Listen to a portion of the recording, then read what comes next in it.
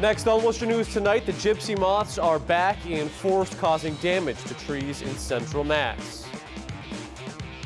Plus, new life for an old Worcester building. Ground is broken for the future home of the historic Tavern.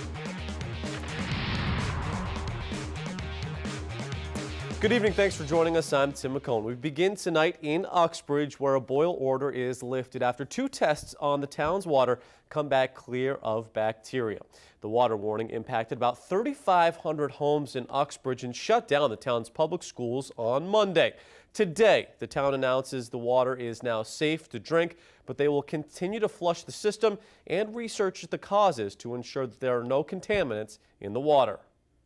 Continuing with our monthly sampling protocol that we have been following for quite some time. Should they determine that there's a need for any advanced or intermediate testing, we will obviously be conducting that. But at this point, they are confident that with our monthly monitoring that we currently do, that we will be in good shape going forward. A hydration station at the town's DPW office was open until 8 p.m. tonight and will open again tomorrow from 8 a.m. to 4 p.m. The Dudley Board of Health votes to deny a permit for a proposed Muslim cemetery in town. The Telegram and Gazette is reporting tonight the board voted to deny the permit for the Islamic Society of Greater Worcester. The society had hoped to use a portion of an old farm to bury their loved ones. The paper is reporting the board's denial was done without prejudice, meaning the Islamic Society could bring up the proposal again. Worcester police are investigating a body found in a car near Gold Star Boulevard. Police are not releasing any details. We are being told foul play is not suspected. Neighbors say there was a strong odor around the vehicle. Detectives were on scene this evening a little after 8 o'clock. It's unclear how long the body was there. The investigation is ongoing. While the gun control debate sparks back up in the wake of a deadly Pulse Club night shooting in Orlando, lawmakers are squaring off over items like background checks. And Monday night, the U.S. Senate voted down 4 measures supporters say would have tightened restrictions on who can buy a gun. Our Olivia Lemon has local reaction on this national debate. We've made a lot of common sense reforms here in Massachusetts that have not negatively impacted the rights of gun owners here.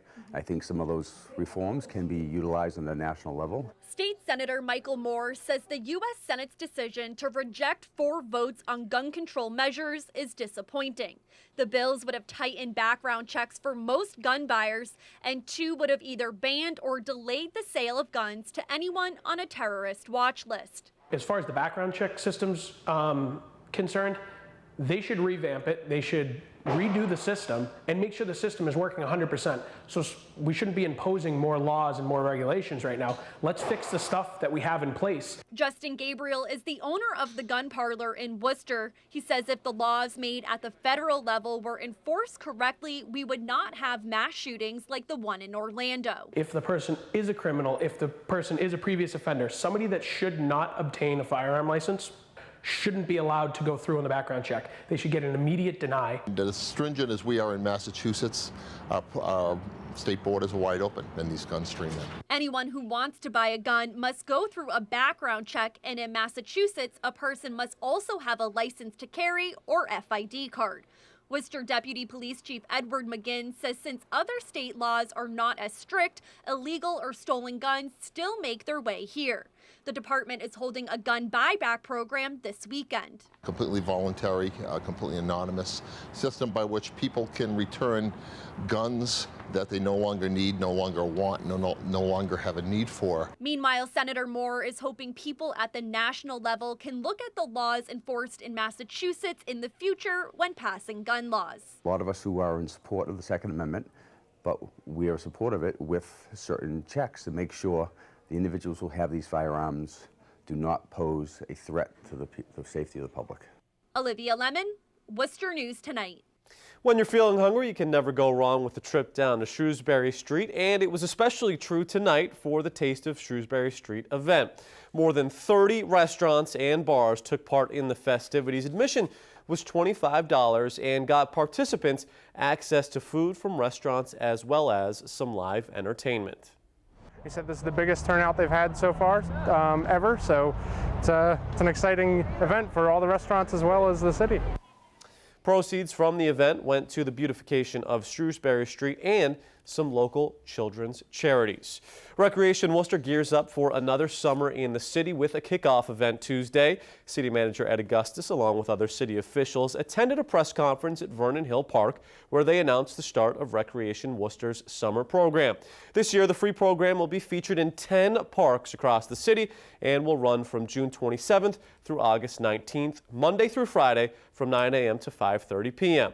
Recreation Worcester is for children 7 to 13. The program gives kids 2 free meals and also organized recreation activities, including arts and crafts, reading, and sports. Literally thousands of kids filling our parks, having a ball, enjoying themselves, while they're at the same time maybe being exposed to activities that the Hanover Theater, that the Ecotarium, that the Audubon are going to do in terms of programming, and find a passion that they didn't even know they had.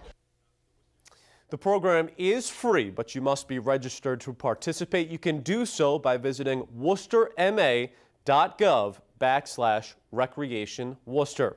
A big reveal for the Ecotarium tonight as they announced their $9.1 million capital campaign. The campaign aims to strengthen the museum's exhibits, infrastructure, and programming as part of their third century plan. The Ecotarium hopes to raise the remaining $2 million from the community to implement 4 brand new exhibits, including a wildcat station and a city science display. Those we spoke with say the new attractions will have a significant impact on the community.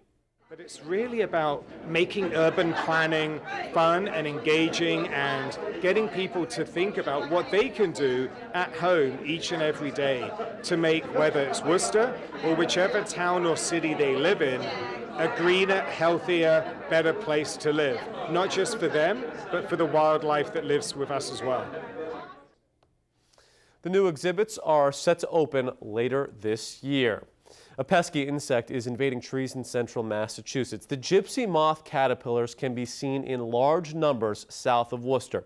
Tree experts say this is the worst year in more than 35 years. Our Brittany Schaefer has more details. As you can see, there's not a leaf in a tree, and it's pretty nasty out here. Gypsy moth caterpillars are surrounding southern Worcester County, eating leaves off of trees. According to the Department of Conservation and Recreation, 2016 is the worst year since the 1980s. Primarily south of Worcester, there's some real heavy gypsy moth defoliation.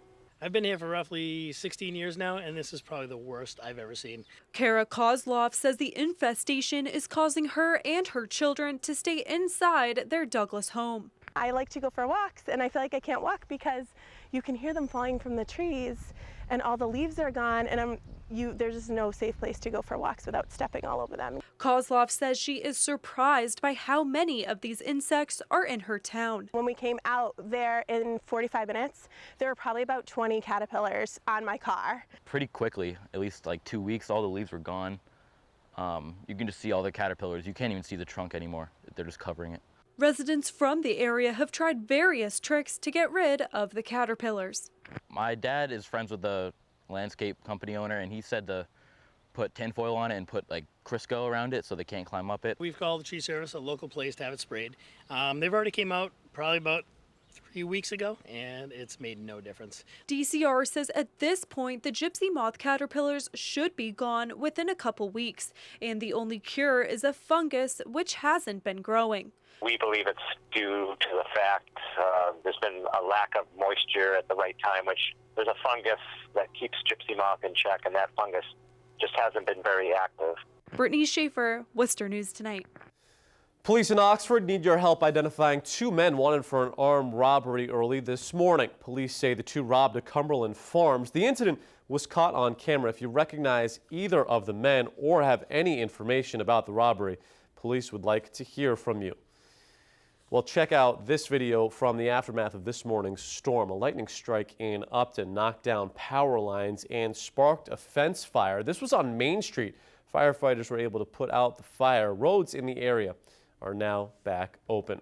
A historic building in Worcester a step closer to finding its new home. City officials announced today the new location for Stearns Tavern, the latest building to get a new lease on life. Arnie Madison has the story.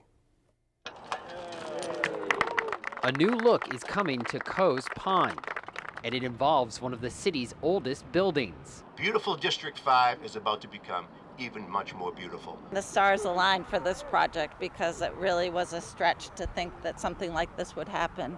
Built in the early 19th century, the Stearns Tavern on Park Avenue was empty and close to being demolished. But instead, it will move here. Once all the constituents and the stakeholders saw the value, the synergy of the building and the park being together, that's when the strength of the advocacy really started to happen. The plans call for a cafe on the building's first floor and community center run by the Seven Hills Foundation. The city also plans to add a playground and a park they hope residents will use all year round. We're doing a lot to revitalize our parks, to add amenities to our park system, and to benefit our different neighborhoods. It was really important to locate some land close by because the further you move it, the more wires and have to come down and trees or whatever. So this worked out incredibly well. It's the latest move by the city to help revitalize a Worcester neighborhood while also giving new life to a historic building, linking part of the city's past together with its future. The Stearns Tavern that was managed and watched over and held secure by some organization would help really secure the investment that would be made in a multi-generational park. Andy Madison, Worcester News Tonight.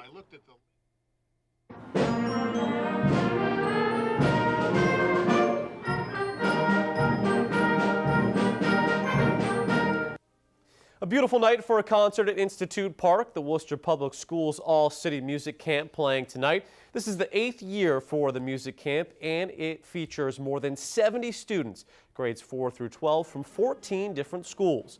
Students played a variety of pop